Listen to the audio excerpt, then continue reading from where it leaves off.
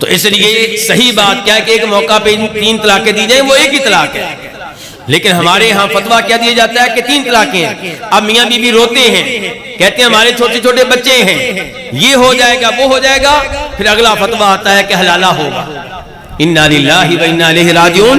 جبکہ حلالہ وہ جرم ہے جس کو پر اللہ کی لعنتیں برستی ہیں، اور نبی علیہ الصلوۃ والسلام نے حلالہ کرنے والے کو کرائے کا سانڈ قرار دیا.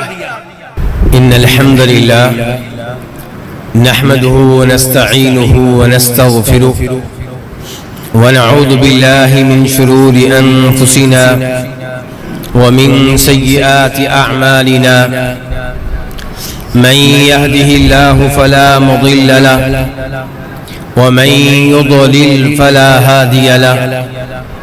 وأشهد أن لا إله إلا الله وحده لا شريك له وأشهد أن محمدا عبده ورسوله.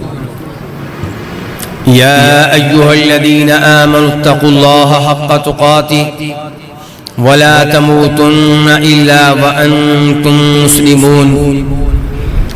يا أيها الناس اتقوا ربكم الذي خلقكم من نفس واحدة وخلق منها زوجها وبث منهما رجالا كثيرا ونساء واتقوا الله الذي تساءلون به والأرحام إن الله كان عليكم رقيبا. يا أيها الذين آمنوا اتقوا الله وقولوا قولا سديدا يصلح لكم أعمالكم ويغفر لكم ذنوبكم ومن يطع الله ورسوله فقد فاز فوزا عظيما. أما بعد فإن خير الحديث كتاب الله وخير الهدي هدي محمد صلى الله عليه وسلم وشر الأمور محدثاتها وكل محدثة بدعة وكل بدعة ضلالة وكل ضلالة في النار. قرآن و حدیث میں بار بار اللہ تعالیٰ کی اور نبی علیہ الصلوۃ والسلام کی اطاعت کرنے کا، آپ کے فرامین ماننے کا، آپ کے آرڈرز کی تعمیل کا حکم دیا گیا ہے، اور انسانوں کو یہ بتا دیا گیا ہے کہ تمہارے لیے خیر اسی میں ہے کہ تم اللہ کے رسول کی اطاعت کرو، ان کے فرامین کو قبول کرو اور ان کے فرامین کے مطابق زندگی گزارو. وَإِن تُطِيعُوهُ تَهْتَدُوا. اگر تم نبی علیہ الصلوۃ والسلام کی اطاعت کرو گے تو تمہیں ہدایت ملے گی. اور کبھی کہا جاتا ہے کہ اللہ کے رسول کی اطاعت کرو گے تو تمہارے اوپر رحم کیا جائے گا. تو انسان کو کوشش کرنی چاہیے کہ اللہ کے ایک ایک حکم کو مانے. انسان کو کوشش کرنی چاہیے کہ ایک ایک بات میں اللہ رب العزت کی نافرمانی سے بچے. جن چیزوں کو اللہ نے حرام قرار دیا، ممنوع قرار دیا، جن سے منع کیا، ان سے انسان دور رہے. لیکن انسان اپنے رب کی عظمت کو بھول جاتا ہے، اپنے رب کے احسانات کو نظر انداز کر دیتا ہے. دنیا میں اگر اس کے ساتھ کوئی نیکی کرے تو اس کی ہر بات ماننے کے لیے تیار ہوتا ہے. بیگم صبح و شام خدمت کرتی ہے تو کہتا ہے کہ بیگم کا خیال رکھنا چاہیے. بچے ان کا بہت خیال رکھتا ہے، والدین کی اطاعت کرتا ہے، ایک ایک بات مانتا ہے. جس فیکٹری میں کام کرتا ہے اس کے مالک کی ایک ایک بات مانتا ہے. جس سکول میں پڑھاتا ہے اس کے جو پرنسپل ہیں ان کی ایک ایک بات مانتا ہے. لیکن جو حقیقتاً نعمتیں دینے والا ہے، جس کی نعمتوں کی بارش صبح و شام ہو رہی ہے، اس رب کو نظر انداز کر دیتا ہے، اس کی معصیت کا، نافرمانی کا ارتکاب کرتا ہے. یاد رہے کہ اگر گناہوں کی طرف اس لحاظ سے دیکھا جائے کہ یہ گناہ کس کی نافرمانی پہ مشتمل ہیں، اللہ رب العزت کی نافرمانی پہ مشتمل ہیں، اس لحاظ سے ہر گناہ کبیرہ گناہ لگتا ہے، ہر گناہ بڑا گناہ محسوس ہوتا ہے کہ کس کی بات کو نظر انداز کیا گیا ہے، کس کی نافرمانی کرنے کی جرأت اور جسارت کی گئی ہے۔ لیکن اگر گناہوں کا آپس میں مقابلہ کیا جائے تو قرآن سے یہ معلوم ہوتا ہے، صحیح احادیث سے پتہ چلتا ہے، سلف صالحین کے اقوال سے اس بات کا علم ہوتا ہے کہ گناہ دو طرح کے ہیں، کچھ وہ جو کبیرہ ہوتے ہیں، کچھ وہ جو صغیرہ ہوتے ہیں۔ امام ابن القیم رحمہ اللہ فرماتے ہیں کہ اس میں کوئی شک و شبہ نہیں ہے کہ گناہ دو طرح کے ہیں، کچھ صغیرہ اور کچھ کبیرہ۔ یہ ہمیں معلوم ہوتا ہے قرآن سے، یہ ہمیں معلوم ہوتا ہے احادیث سے، اس بات کا ہمیں پتہ چلتا ہے سلف کے اقوال سے۔ یہ کون کہہ رہے ہیں؟ امام ابن القیم رحمہ اللہ۔ میرے بھائیوں، کچھ لوگوں نے کہا کہ نہیں، ہر گناہ ہی کبیرہ ہے، لیکن صحیح موقف وہ ہے جو امام ابن القیم رحمہ اللہ نے بیان کیا ہے۔ اللہ تعالیٰ فرماتے ہیں قرآن حکیم میں، وَوُضِعَ الْكِتَابُ فَتَرَى الْمُجْرِمِينَ مُشْفِقِينَ مِمَّا فِيهِ وَيَقُولُونَ يَا وَيْلَتَنَا مَا لِهَذَا الْكِتَابِ لَا يُغَادِرُ صَغِيرَةً وَلَا كَبِيرَةً إِلَّا أَحْصَاهَا، کہ اس دن اعمال نامے رکھ دیے جائیں گے، جس کتاب میں ہمارے گناہ لکھے ہوئے ہیں وہ کتاب رکھ دی جائے گی۔ تو اے اللہ کے رسول علیہ السلام، آپ اس دن مجرموں کو دیکھیں گے کہ انہیں اپنی اعمال نامے والی کتاب سے ڈر لگ رہا ہوگا، اور جب کتاب دیکھیں گے تو کیا کہیں گے؟ یا ویلتنا ما لہذا الکتاب لا یغادر صغیرۃ ولا کبیرۃ الا احصاها، ہائے ہماری ہلاکت، ہائے ہماری بربادی، یہ کیسی کتاب ہے جس نے ہماری ایک ایک غلطی کو، ایک ایک گناہ کو نوٹ کیا ہے۔ لا یغادر صغیرۃ ولا کبیرہ، صغیرہ گناہ بھی اس میں لکھے ہوئے ہیں، کبیرہ گناہ بھی اس میں لکھے ہوئے ہیں۔ یہ آیت میں نے آپ کے سامنے کیوں رکھی ہے؟ یہ بتانے کے لیے کہ قرآن سے پتا چلا کہ کچھ گناہ صغیرہ ہوتے ہیں، کچھ کبیرہ ہوتے ہیں۔ سورہ قمر میں اللہ تعالیٰ فرماتے ہیں، وَكُلُّ شَيْءٍ فَعَلُوهُ فِي الزُّبُرِ وَكُلُّ صَغِيرٍ وَكَبِيرٍ مُسْتَطَرٍ، ان مجرموں نے جو جو گناہ کیے سارے کے سارے ان کے اعمال ناموں کی کتابوں میں لکھے ہوئے ہیں، ہر صغیرہ کبیرہ گناہ لکھا ہوا ہے۔ اور سورہ نجم میں اللہ تعالیٰ فرماتے ہیں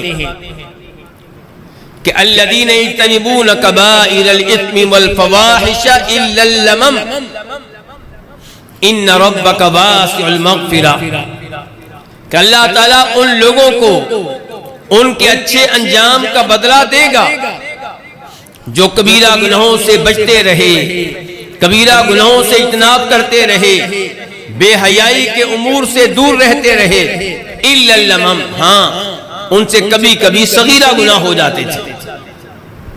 تو ایسے لوگوں کو تیرا رب بخشنے والا ہے۔ اس ایسے بھی پتا چلا کہ کچھ گناہ کبیرہ ہوتے ہیں، کچھ صغیرہ ہوتے ہیں۔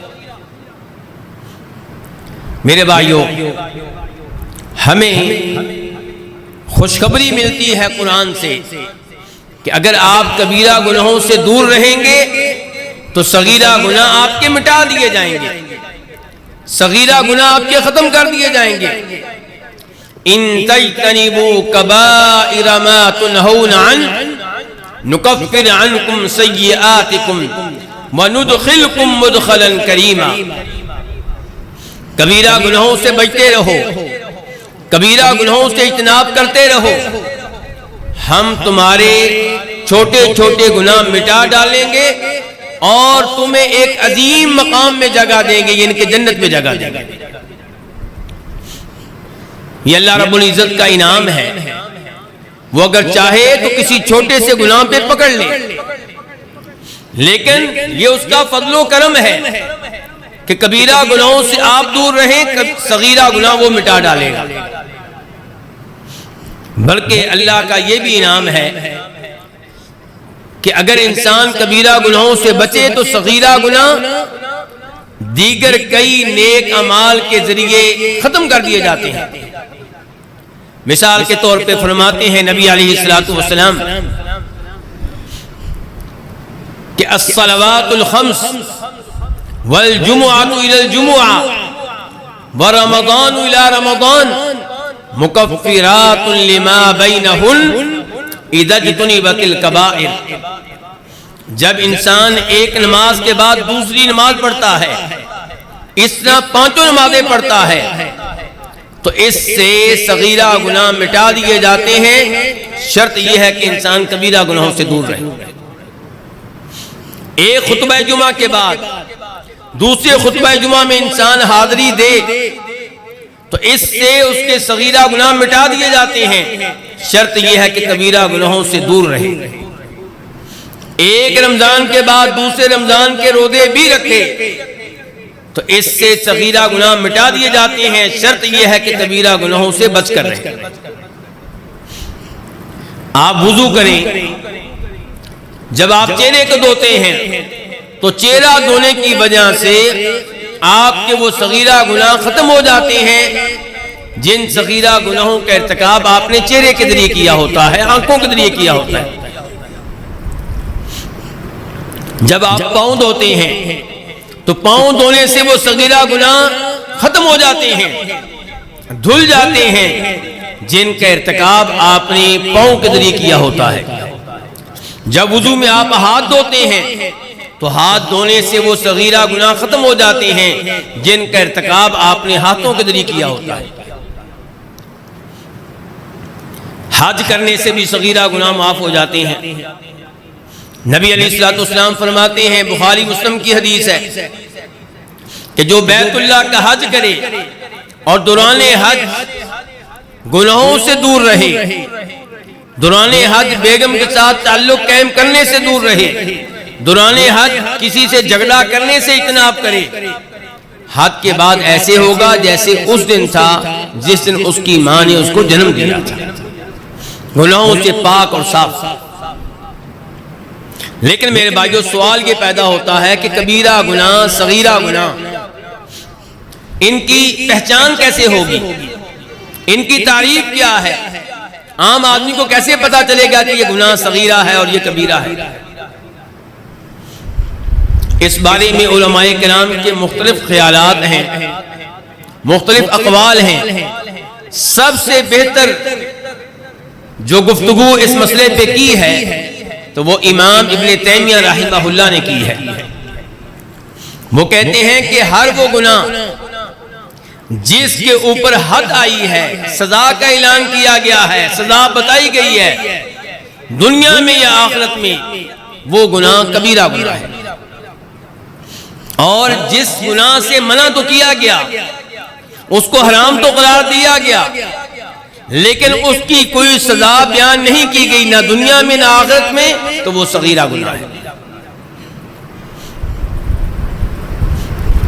چوری کرنا کبیرہ گناہ ہے کیونکہ اس کی سزا بیان کی گئی ہے۔ اللہ تعالیٰ فرماتے ہیں وَالسَّارِقُ وَالسَّارِقَةُ فَاقْطَعُوا أَيْدِيَهُمَا جَزَاءً بِمَا كَسَبَا نَكَالًا مِّنَ اللَّهِ۔ چوری کرنے والا مرد ہو یا عورت، ان کے ہاتھ کاٹ ڈالو۔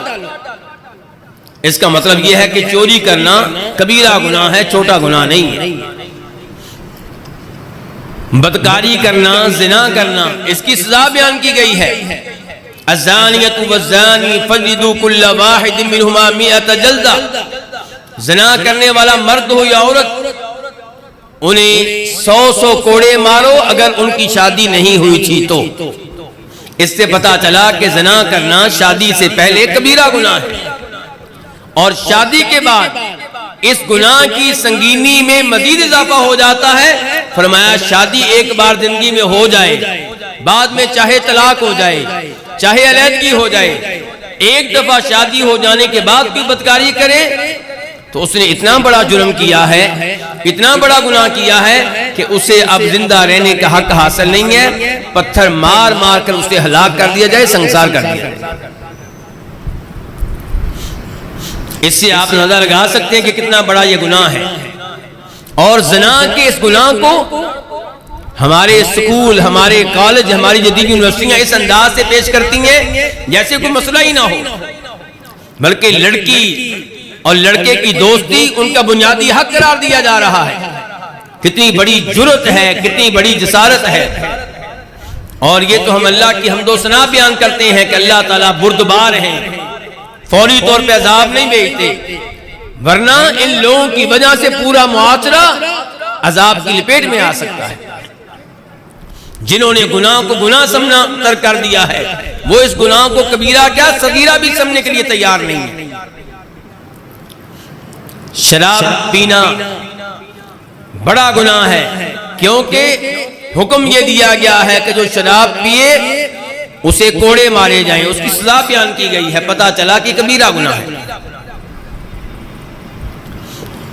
تو ایسے ہی وہ گناہ جن کے بارے میں یہ کہا گیا کہ آخرت میں سزا ملے گی، جن کے بارے میں کہا گیا کہ جو یہ گناہ کرے اس پہ اللہ کی لعنتیں برستی ہیں، جس گناہ کے بارے میں یہ کہا جائے کہ جو یہ گناہ کرے گا اللہ اس پہ ناراض ہے، جس گناہ کے بارے میں کہا جائے کہ جو یہ گناہ کرے گا اس کو جہنم میں ڈالا جائے گا، جس گناہ کے بارے میں یہ آ گیا کہ جو یہ گناہ کرے وہ ہم میں سے نہیں ہے، مسلمانوں میں سے نہیں ہے،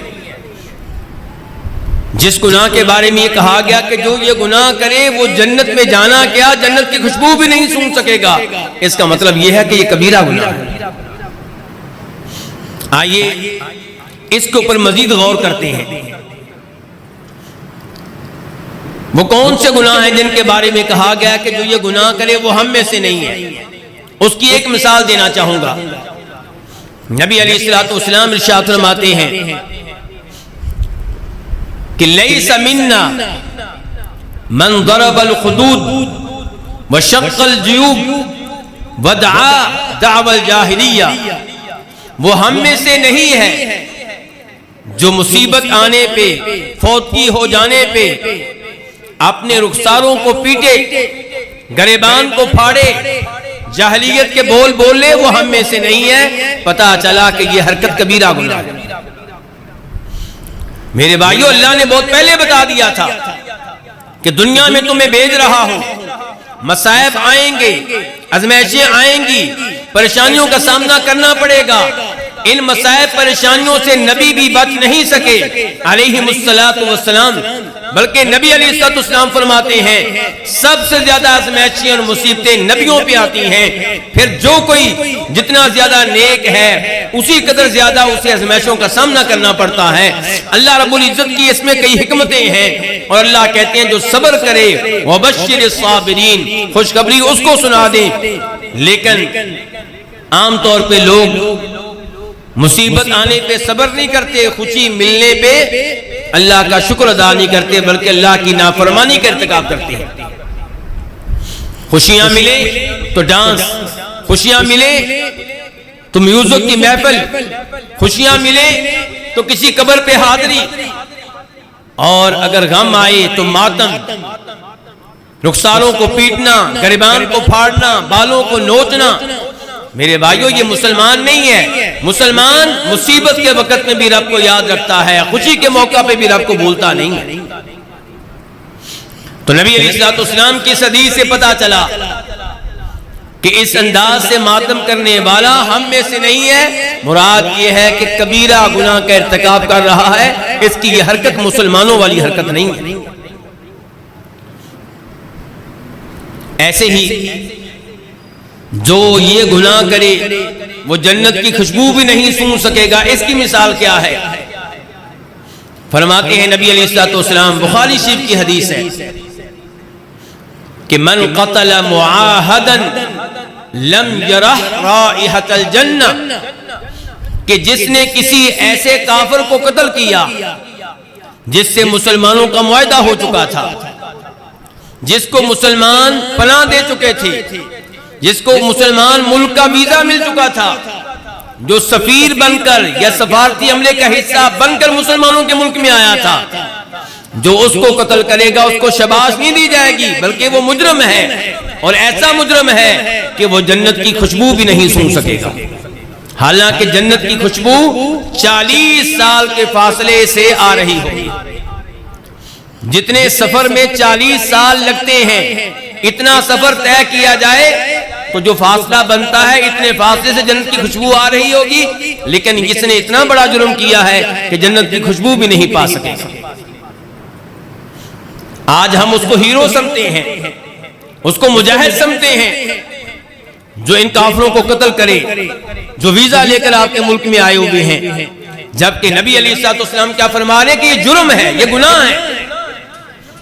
مسلمان لڑائی میں بھی، دشمنی میں بھی اخلاقیات کو بھولتا نہیں ہے۔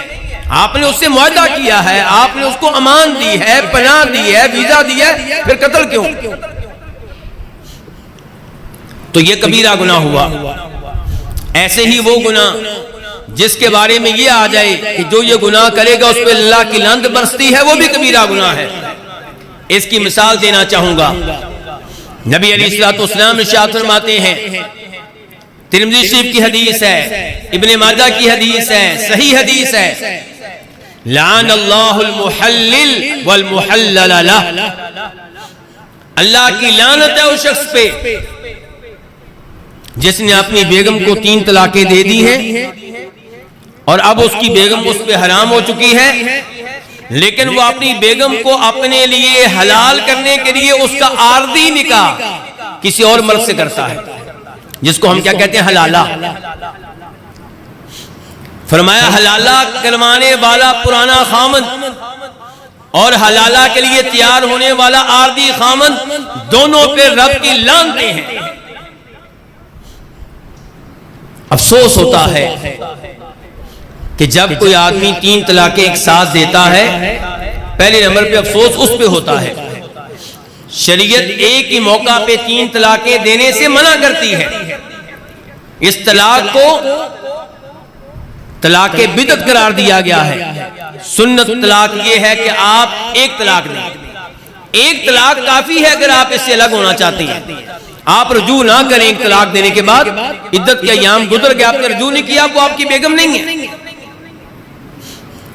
لیکن جو بھی اڑتا ہے وہ ایک ہی موقع پہ 3 طلاقیں دیتا ہے۔ تو درست طریقہ کیا کہ ایک طلاق دیں۔ دوسرے نمبر پہ اگر کوئی غلطی کر بیٹھا ہے، ایک موقع پہ 3 طلاقیں دے دی ہیں، تو اس کو طلاقیں شمار کرنا، اس کے اوپر بھی افسوس ہوتا ہے۔ اور ہمارے معاشرے میں جو لوگ یہ فتویٰ دیتے ہیں کہ ایک موقع پہ 3 طلاقیں دی جائیں تو وہ 3 ہی ہیں، یہی لوگ بعد میں حلالے کا راستہ بناتے ہیں، حلالے کا فتویٰ دیتے ہیں، جبکہ حلالہ زنا ہے، بغیرتی ہے، بے حیائی ہے۔ کوئی بھی غیرت مند برداشت نہیں کرے گا کہ اس کی بیٹی حلالہ کرے، اس کی سابقہ بیگم حلالہ کرے۔ اگر غیرت ہے تو آپ کیسے برداشت کریں گے کہ آپ کی بیگم ایک رات کے لیے، ایک ہفتے کے لیے کسی اور مرد کے حوالے کر دی جائے اور پھر آپ کے پاس آئے؟ لیکن ہمارے ہاں یہ حلالہ سر عام ہو رہا ہے، دین کے نام پہ ہو رہا ہے، اور نبی علیہ السلام اس پہ لعنت فرما رہے ہیں۔ درست راستہ کیا تھا کہ آپ حدیث کے مطابق یہ فتویٰ دیتے، مسلم شریف کی حدیث ہے، اس کے مطابق آپ یہ فتویٰ دیتے کہ ایک موقع پہ 3 طلاقیں دی جائیں تو وہ ایک طلاق شمار ہو۔ اب عدت کے ایام میں رجوع ہو سکتا ہے، عدت کے بعد نیا نکاح ہو سکتا ہے اسی خامد سے، لیکن وہاں پہ نبی علیہ الصلوۃ والسلام کی حدیث کو نہیں لیا گیا، نظر انداز کر دیا گیا، اس عمل کو نہیں لیا گیا جس کے اوپر عمل تھا جناب ابوبکر صدیق رضی اللہ عنہ کے زمانے میں۔ عبداللہ ابن عباس کیا کہتے ہیں؟ مسلم شریف کی حدیث ہے کہ نبی علیہ السلام کے زمانے میں 3 طلاقیں ایک شمار ہوتی تھی، ابو بکر کے زمانے میں رضی اللہ عنہ 3 طلاقیں ایک شمار ہوتی تھیں. جناب عمر فاروق کے ابتدائی زمانے میں 3 طلاقیں ایک شمار ہوتی تھیں.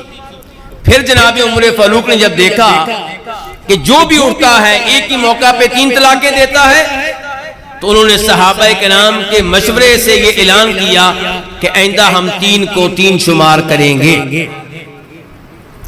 یہاں پہ آپ نے غور کرنا ہے, مجھے آپ کی توجہ چاہیے ہوگی. ایک طرف ہے وہ عمل جو اللہ کے نبی علیہ السلام کے زمانے میں تھا, ابو بکر صدیق کے زمانے میں تھا, عمر فاروق کے ابتدائی زمانے میں تھا, اور ایک طرف وہ عمل ہے جو جناب عمر فاروق کے آخری زمانے میں تھا. کون سا لینا چاہیے؟ وہ عمل لیں گے جو اس شخصیت کے زمانے میں تھا جن کا کلمہ پڑا ہے لا الہ الا اللہ محمد رسول اللہ. ہمارے نبی اور رسول جناب محمد ہیں صلی اللہ علیہ وسلم. دوسرے نمبر پہ جناب عمر فاروق کا یہ فیصلہ بطور نبی نہیں تھا, کیونکہ وہ نبی نہیں تھے. اللہ کے نبی علیہ السلام نے جو شریعت دے دی, قیامت تک دنیا کی کوئی طاقت اسے منسوخ نہیں کر سکتی, کینسل نہیں کر سکتی. جناب عمر فاروق نے پھر یہ فیصلہ کیوں دیا؟ یہ ان کا فیصلہ بطور حکمران عارضی طور پہ تھا. یہ تعزیری سزا تھی ان لوگوں کے لیے جنہوں نے طلاق کو کھیل تماشا بنا لیا تھا اور ایک ہی موقع پہ 3 طلاقیں کثرت سے دینا شروع ہو گئے تھے. تو جناب عمر فاروق نے یہ اعلان کیا تاکہ یہ لوگ شریعت کی خلاف ورزی سے باز آ جائیں, طلاق دینے میں احتیاط کریں. اس کا مطلب یہ نہیں تھا کہ جناب عمر فاروق کے اس آرڈر کی وجہ سے اللہ کے نبی علیہ السلام کی شریعت قیامت تک کے لیے کینسل ہو جائے گی, ایسا نہیں ہے. تو اس لیے صحیح بات کیا ہے کہ ایک موقع پہ 3 طلاقیں دی جائیں, وہ ایک ہی طلاق ہے. لیکن ہمارے ہاں فتویٰ کیا دیا جاتا ہے کہ 3 طلاقیں ہیں. اب میاں بیوی روتے ہیں, کہتے ہیں ہمارے چھوٹے چھوٹے بچے ہیں, یہ ہو جائے گا وہ ہو جائے گا. پھر اگلا فتویٰ آتا ہے کہ حلالہ ہوگا. انا للہ و انا الیہ راجعون. جبکہ حلالہ وہ جرم ہے جس کو پر اللہ کی لعنتیں برستی ہیں, اور نبی علیہ الصلوۃ والسلام نے حلالہ کرنے والے کو کرائے کا سانڈ قرار دیا. تو پتہ چلا حلالہ کرنا کبیرہ گناہ ہے, حلالہ کروانا کبیرہ گناہ ہے. میرے بھائیو, ایسے ہی وہ گناہ جس کے بارے میں یہ آیا کہ جو یہ گناہ کرے گا اللہ کا اس کے اوپر غضب نازل ہوگا, یہ گناہ بھی کبیرہ گناہ کہلائے گا. اس کی مثال دوں گا. امام مسلم روایت کرتے ہیں جناب ابو ذر رضی اللہ تعالیٰ عنہ سے, کہتے ہیں کہ نبی علیہ الصلوۃ والسلام نے ارشاد فرمایا کہ 3 طرح کے لوگ ہیں جن سے اللہ کلام نہیں کرے گا. کیا مطلب؟ اللہ ناراض ہے اور ان کی طرف اللہ دیکھنے کے لیے تیار نہیں ہوگا. کیا کوئی اللہ کی نگاہوں سے چھپ سکتا ہے؟ کیوں جی؟ کیا کوئی اللہ کی نگاہوں سے چھپ سکتا ہے؟ پھر کیا مطلب ہے اس کا کہ اللہ دیکھنے کے لیے تیار نہیں ہوگا؟ مراد یہ کہ اللہ پیار سے نہیں دیکھے گا, محبت سے نہیں دیکھے گا, اللہ ناراض ہے. اور فرمایا ان 3 لوگوں کو اللہ تعالیٰ گناہوں کے بوجھ سے آزاد نہیں کرے گا اور ان کے لیے دردناک عذاب ہے. ابو ذر کہتے ہیں میں نے کہا, دیگر صحابہ کرام نے کہا, اللہ کے رسول علیہ السلام یہ 3 طرح کے لوگ کون ہیں؟ یہ تو تباہ و برباد ہو گئے, ناکام و نامراد ہو گئے, اتنی سخت سزائیں ہیں ان کے لیے.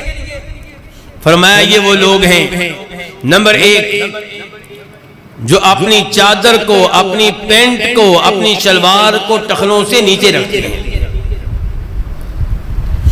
میرے بھائی یہ کبیرہ گناہ ہے. آپ اس گناہ کو معمولی سمجھتے ہیں. شادی کی تقریبات میں مسلمانوں کی شلواریں پینٹیں دیکھ کے انتہائی افسوس ہوتا ہے. 1% لوگ ہوں گے شادی کی تقریب میں جن کی شلواریں ٹخنوں سے اوپر ہوتی ہوں گی, باقی سب کی نیچے زمین پہ لگ رہی ہوتی. اور کیا فتویٰ ملتا ہے جی؟ خیر ہے, بہتر یہ ہے کہ اوپر رکھیں, نیچے کر لیں تو کوئی مسئلہ نہیں ہے. اللہ کے نبی کیا کہہ رہے ہیں؟ اللہ کے نبی کہہ رہے ہیں کہ اتنا بڑا یہ مجرم ہے کہ اللہ اس کی طرف نہیں دیکھیں گے, اللہ اس سے کلام نہیں کریں گے, اس کے لیے دردناک عذاب ہے. اور دوسری حدیث میں فرماتے ہیں نبی علیہ الصلوۃ والسلام کہ جتنا حصہ کپڑے کا ٹخنوں سے نیچے ہوگا، یہ حصہ جہنم کی آگ سے جلے گا، جہنم کی آگ سے جلے گا، ابھی بھی کبیرہ گناہ نہیں ہے۔ کہتے ہیں جی کہ شلوار ٹخنوں سے نیچے کرنا تب جرم ہے جب آپ تکبر سے کریں، اگر تکبر کے بغیر کریں تو پھر کوئی مسئلہ نہیں ہے۔ تو مجھے بتائیے کون یہ مانے گا کہ میں تکبر سے کرتا ہوں؟ کیا کوئی ملے گا جو مانے کہ میں تکبر سے کرتا ہوں؟ شاید آپ جانتے نہیں کہ تکبر کہتے کس کو ہیں۔ یہ بھی اللہ کے نبی سے پوچھیے علیہ السلام کہ اللہ کے رسول تکبر کسے کہتے ہیں؟ آپ نے فرمایا تھا الکبر بطر الحق وغمط الناس، تکبر نام ہے لوگوں کو حقیر جاننے کا، اور دوسرے نمبر پہ تکبر نام ہے حق بات معلوم ہو جانے کے بعد اس کو نہ ماننے کا، ریجیکٹ کر دینے کا، مسترد کر دینے کا۔ حق بات آپ کو معلوم ہو گئی کہ شلوار ٹخنوں سے اوپر رہنی چاہیے، آپ نیچے کرتے ہیں تو یہ تکبر نہیں تو اور کیا ہے؟ بلکہ ابو داؤد شریف کی حدیث ہے، خود اللہ کے نبی اسلام نے کہا ہے کہ چادر ٹخنوں سے نیچے رکھنا یہ تکبر ہے، یہ اللہ کے رسول کہہ رہے ہیں۔ اللہ کے رسول نے صاف صاف کہہ دیا کہ چادر ٹخنوں سے نیچے کرنا تکبر ہے، تکبر۔ البتہ اگر کوئی مریض ہو جس کا جسمانی طور پہ کوئی مسئلہ ہو تو وہ الگ بات ہے، جیسا کہ ابو بکر صدیق رضی اللہ تعالیٰ عنہ نے کہا تھا اللہ کے رسول میں اپنی شلوار اپنی چادر ٹخنوں سے اوپر کرتا ہوں پھر نیچے ہو جاتی ہے، فرمایا تو ان میں سے نہیں ہے۔ اچھا غور کیجئے وہ کیا کہہ رہے ہیں کہ میں بار بار اوپر کرتا ہوں، بار بار اوپر کرتا ہوں، یہ نہیں بھولنا آپ نے میرے بھائیوں۔ اگر ابو بکر صدیق رضی اللہ عنہ کی حدیث آپ کے ذہن میں لائی جاتی ہے، آپ کے لیے چور راستہ نکالا جاتا ہے، آپ کو سہولت دی جاتی ہے، تو یہ نہ بھولیں کہ ابو بکر کہہ رہے ہیں کہ میں بار بار اوپر کرتا ہوں بار بار نیچے آ جاتی ہے، یعنی کہ ان کا جسمانی لحاظ سے تو مسئلہ تھا۔ تو میرے بھائیوں تین طرح کے لوگ ہیں جن سے اللہ کلام نہیں کرے گا۔ نمبر ایک جس کی شلوار وغیرہ نیچے رہتی ہے، نمبر دو جو کسی کے ساتھ نیکی کرے، کسی کے ساتھ احسان کرے اور پھر احسان جتائے۔ آپ نے نیکی کی، آپ نے کسی بھائی کے ساتھ اس کو پڑھایا، اس کو روزگار کے قابل بنایا، اب بھول جائیں اس نیکی کو، اجر و ثواب کی امید اس سے نہ رکھیں، اللہ سے رکھیں۔ آپ نے کسی یتیم کو پالا پوسا، اس کی کفالت کی، اب ثواب یتیم سے نہ لیں، اس کو غلام بنانے کی کوشش نہ کریں، آپ نے اس کی کفالت کی ہے اللہ سے اجر و ثواب لینے کے لیے، جنت میں نبی علیہ السلام کا ساتھ پانے کے لیے، تو یتیم کے اوپر کوئی امید نہ رکھیں، اس کو آزاد کر دیں، وہ جانے اس کا کام جانے۔ آپ نے احسان کا بدلہ اس سے نہیں لینا۔ ہاں اس میں کوئی شک و شبہ نہیں کہ شریعت آپ کے بھائی سے کہتی ہے کہ اپنے بھائی کی قدر کرو جس نے تمہارے ساتھ نیکیاں کی ہیں۔ شریعت یتیم سے کہے گی کہ جس نے آپ کی کفالت کی ہے، آپ کو پڑھایا ہے، پالا پوسا ہے، اس کی قدر کرو، لیکن وہ نہیں کرتا تو آپ کو افسوس کرنے کی ضرورت نہیں ہے، احسان جتانے کی ضرورت نہیں، اپنی نیکیاں ضائع نہ کریں۔ آپ نے اللہ سے اجر و ثواب لینا ہے، احسان جتائیں گے تو کبیرہ گناہ ہے، دنیا کی محنت بھی ضائع گئی، آخرت میں بھی کچھ نہیں ملے گا، الٹا سزا ملے گی۔ تیسرے نمبر پہ فرمایا وہ جو اپنا سامان بیچتا ہے، کوئی چیز بیچتا ہے جھوٹی قسمیں اٹھا کے، موٹر سائیکل بیچ رہا ہے جھوٹی قسمیں اٹھا کے، اس میں 100 عیب ہیں، کہتا کوئی عیب نہیں، پلاٹ بیچ رہا ہے جھوٹی قسمیں اٹھا کے، گاڑی بیچ رہا ہے جھوٹی قسمیں اٹھا کے، بھینس بیچ رہا ہے جھوٹی قسمیں اٹھا کے۔ فرمایا یہ اتنا بڑا جرم ہے کہ یہ کبیرہ گناہ ہے، کیونکہ نبی علیہ السلام فرما رہے ہیں جو یہ گناہ کرے گا اللہ اس کی طرف دیکھنے کے لیے تیار نہیں ہے، اس سے کلام کرنے کے لیے تیار نہیں ہے۔ تو میرے بھائیوں کبیرہ گناہوں سے بچا جائے، یہ نہایت خطرناک ہے۔ نبی علیہ السلام ایک حدیث میں فرماتے ہیں، مسلم شریف کی حدیث میں الفاظ یوں آئے ہیں، اجتنبوا السبع الموبقات، 7 ان گناہوں سے بچو جو تمہیں تباہ و برباد کر دینے والے ہیں۔ کون کون سے؟ توجہ سے سنیے گا۔ نمبر 1 اللہ کے ساتھ کسی اور کو شریک کرنا، یہ بھی بہت بڑا مسئلہ ہے۔ اہل توحید، میں اہل بدعت کی بات نہیں کر رہا، اہل توحید بھی کبھی کبھی اس گناہ کا ارتکاب کرتے ہیں۔ جب مدینہ پہنچتے ہیں، نبی علیہ السلام کی قبر کے پاس کھڑے ہوتے ہیں تو ان میں سے بھی کئی اللہ کے رسول کو پکار رہے ہوتے ہیں، اور فوت شدہ کو پکارنا یہ دعا ہے، اور دعا میں اللہ کے ساتھ کسی کو شریک کریں گے تو یہ شرک ہے۔ کیا کہہ رہے ہوتے ہیں کہ اللہ کے رسول روز قیامت ہماری شفاعت کیجئے گا، یہ سمجھتے ہیں کہ شفاعت کا نام لیں گے تو کوئی مسئلہ نہیں ہے۔ میرے بھائیوں، اس میں کوئی شک و شبہ نہیں کہ نبی علیہ السلام روز قیامت شفاعت فرمائیں گے۔ میں بھی اللہ سے دعا کرتا ہوں، آپ بھی دعا کریں کہ یا اللہ ہمیں ان میں شامل فرما جن کی نبی علیہ السلام روز قیامت شفاعت فرمائیں گے۔ لیکن اللہ سے دعا کر رہا ہوں، اللہ کے نبی کو شفاعت کے نام پہ پکارنا، یہ دعا میں آپ کو اللہ کے ساتھ شریک کرنا ہوگا، اور کبیرہ گناہ ہے، بلکہ سب سے بڑا گناہ ہے۔ نمبر 2، یہ میں کون سی حدیث ذکر کر رہا ہوں جس میں آیا کہ 7 بڑے گناہوں سے بچو، تباہ کرنے والے گناہوں سے بچو۔ نمبر 2، کسی مسلمان کو قتل کرنا۔ آج کھیل تماشا بن گیا ہے مسلمان کو مارنا۔ ارے اللہ سے ڈر، قبر کے عذاب سے ڈر جا، جہنم کی آگ سے ڈر جا، اپنے غصے پہ کنٹرول کر۔ مسلمان بھائی کو قتل کرنا ایسا گناہ ہے جو تمہیں تباہ و برباد کر دے گا۔ تیسرے نمبر پہ جادو کرنا۔ چوتھے نمبر پہ سود لینا، سود کھانا۔ پانچویں نمبر پہ یتیم کے مال پہ قبضہ کر لینا، یتیم کا مال کھانا۔ چھٹے نمبر پہ میدان جہاد سے اس وقت فرار ہو جانا، بھاگ جانا جب دشمن سے مقابلہ شروع ہو جائے۔ اور 7ویں نمبر پہ کسی مسلمان لڑکی پہ تہمت لگانا، اس کی زندگی کو تباہ و برباد کرنا۔ آپ کیا سمجھتے ہیں کہ میں یہ لڑکی میرے ساتھ نکاح کرنے کے لیے تیار نہیں ہے تو میں اس کو بدنام کر کے رکھ دوں گا؟ تو اللہ سے نہیں ڈرتا؟ یہ گناہ تجھے تباہ و برباد کر کے رکھ دے گا۔ تو اس کو تباہ و برباد کرنے کے لیے نکلا ہے، یہ گناہ تجھے تباہ و برباد کر دے گا۔ کسی مسلمان لڑکی پہ تہمت لگانا کبیرہ گناہ ہے، بہت بڑا جرم ہے۔ کبیرہ گناہوں کا تذکرہ کرتے ہوئے ایک اور حدیث آپ کے سامنے رکھنا چاہوں گا۔ نبی علیہ السلام ارشاد فرماتے ہیں کہ کبیرہ گناہوں میں سے بھی بڑا گناہ ہے، یعنی کہ کبیرہ گناہوں میں سے بھی بڑا گناہ کہ انسان اپنے والدین پہ لعنت کرے۔ صحابہ کرام نے کہا اللہ کے رسول اپنے والدین پہ لعنت کون کرتا ہے؟ فرمایا جب آپ کسی آدمی کے والد پہ لعنت کریں گے تو وہ آپ کے والد پہ لعنت کرے گا۔ آغاز آپ نے کیا ہے، ابتدا آپ نے کی ہے، تو گویا کہ آپ نے خود ہی اپنے والد کے اوپر لعنت کی ہے۔ کسی کی ماں کو برا بھلا کہیں گے، وہ آپ کی ماں کو برا بھلا کہے گا، آغاز آپ نے کیا ہے۔ تو میرے بھائیو یہ بھی کبیرہ گناہ ہے، بڑا گناہ ہے۔ یہ ماں کی گالی دینا کسی کو، باپ کی گالی دینا کسی کو، اپنی زبانوں کو گالیوں سے پاک اور صاف رکھیں۔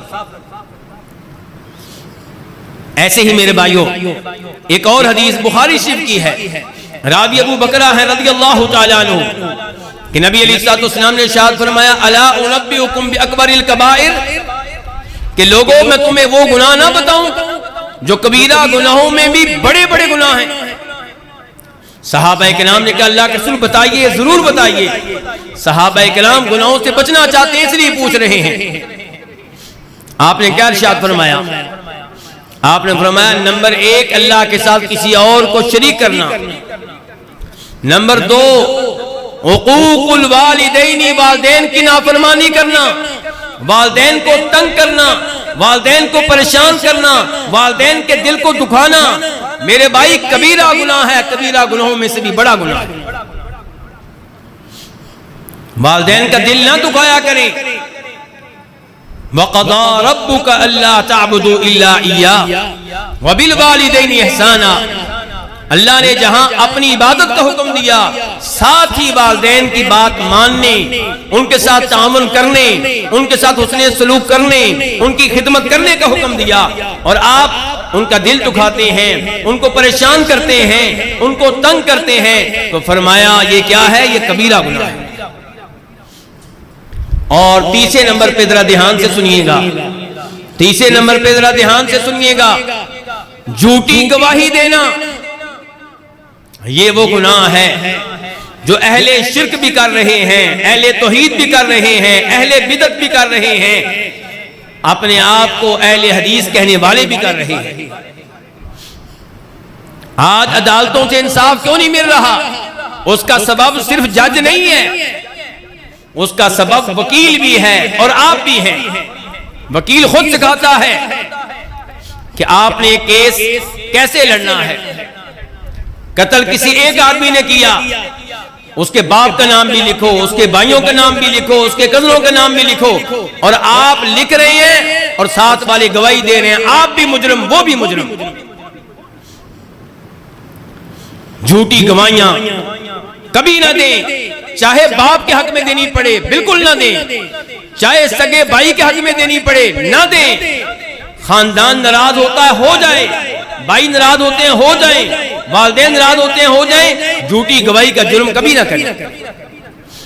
نبی علیہ الصلوۃ والسلام جب یہ تین بڑے بڑے گناہ بتا رہے تھے، آپ ٹیک لگا کر بیٹھے ہوئے تھے، لیکن جب یہ آخری گناہ بتانے لگے تو سیدھے ہو کر بیٹھ گئے اور کہا الا وشہادۃ الزور، الا وشہادۃ الزور، الا وشہادۃ الزور۔ لوگو، کبیرہ گناہوں میں سے بھی بڑا گناہ ہے کہ آپ کسی کے حق میں جھوٹی گواہی دیں۔ جھوٹی گواہی بہت بڑا جرم ہے۔ آپ کی جھوٹی گواہی کی وجہ سے کسی کے اوپر ظلم ہوگا، کسی کے اوپر زیادتی ہوگی، کسی کا مکان چھن جائے گا، کسی کی جائیداد چلی جائے گی، کسی کی گاڑی پہ قبضہ ہو جائے گا۔ کس کی وجہ سے؟ آپ کی جھوٹی گواہی کی وجہ سے۔ تو میرے بھائی یہ بھی کبیرہ گناہ ہے، اس سے بھی بچا جائے۔ تو میرے بھائیوں، کبیرہ گناہوں کی چند مثالیں میں نے آپ کے سامنے رکھی ہیں، لیکن اصول کیا ہے جو پہلے بتا دیا تھا کہ ہر وہ گناہ جس کے بارے میں کوئی سزا بتائی گئی دنیا کی، شریعت کہتی جو یہ گناہ کرے اس کو دنیا میں سزا دو یا آخرت میں یہ سزا ملے گی، تو ایسے گناہ کا ارتکاب کرنے والا کبیرہ گناہوں کا ارتکاب کر رہا ہے۔ اس تعلق سے دو تین باتیں اور ہیں، انشاءاللہ دوسرے خطبہ میں بیان کروں گا۔ وآخر دعوانا الحمدللہ رب العالمین۔